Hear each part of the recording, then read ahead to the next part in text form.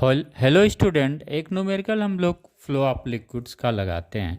Question पढ़ते हैं। The cylindrical tube of a spray pump has radius R, one end of which has N fine holes, each of the radius R. If the speed of the liquid in the tube is v, the speed of the ejection of the liquid through the hole is right. यहाँ पे जो liquids इन कर रहा है, ये total cross section area कितना है? ए one का क्रॉस सेक्शन एरिया जिसका रेडियस आर दिया हुआ है। तो यहाँ पे क्या हो गया, इसका cross section area pi R square हो गया। आइए उस पोर्शंस का टोटल क्रॉस सेक्शन एरिया वो देखते हैं जहाँ से लिक्विड इजेक्ट होता है। तो यहाँ पे कितने n नंबर्स ऑफ होल्स हैं और सबका रेडियस कितना है? Each radius is small R, right. Each radius is small R. तो A2 कितना हो जाएगा? एरिया, टोटल एरिया किसका? होल का, n पाई आर स्क्वायर। यहाँ तक तो क्लियर हो गया, राइट। यहाँ पे जो स्पीड दिया है इस पे, इस क्रॉस सेक्शन एरिया पे जो लिक्विड्स फ्लो हो रहा है उसका स्पीड कितना है? v है, राइट।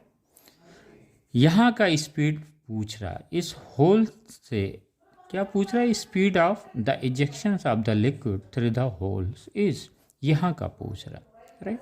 हमने मान लिया यहाँ पे स्पीड v2 है। इस होल से जो भी लिक्विड्स निकल रहे हैं, चूँकि सबका एरिया क्या है? होल्स का सेम है, सेम स्पीड से लिक्विड्स निकल रहे हैं हर एक होल से, मान लिया v2 है वो, राइट। अगर हम प्रिंसिपल ऑफ कंटिन्यूटी को समझते हैं, जहाँ पे भी फ्लो ऑफ लिक्विड्स है, अगर उसे हम समझते हैं तो फिर क्या कहता है? A1 equal to A2 V2, वो क्या होता है? कांस्टेंट होता है। ये इससे हमें क्या मिल जाएगा? इससे हमें V2 की वैल्यू मिल गई, right. A1 V1 is equal to A2 V2। V2 की वैल्यू कितनी आई? V1 into A1 upon A2, right. From the principle of continuity इससे हमें V2 मिल गया, राइट। अगर हम यहाँ पे A1 की वैल्यू रख देते हैं, कितना दिया हुआ है? पाई आर स्क्वायर दिया। A2 की वैल्यू अगर हम रख देते हैं, कितना दिया? n पाई आर स्क्वायर दिया। पाई से पाई कैंसिल हो गया, राइट। क्या बचा?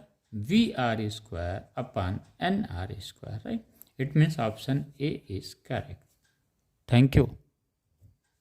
तो दिस इज, यही तरीका होता है सॉल्व करने का। तो प्रिंसिपल ऑफ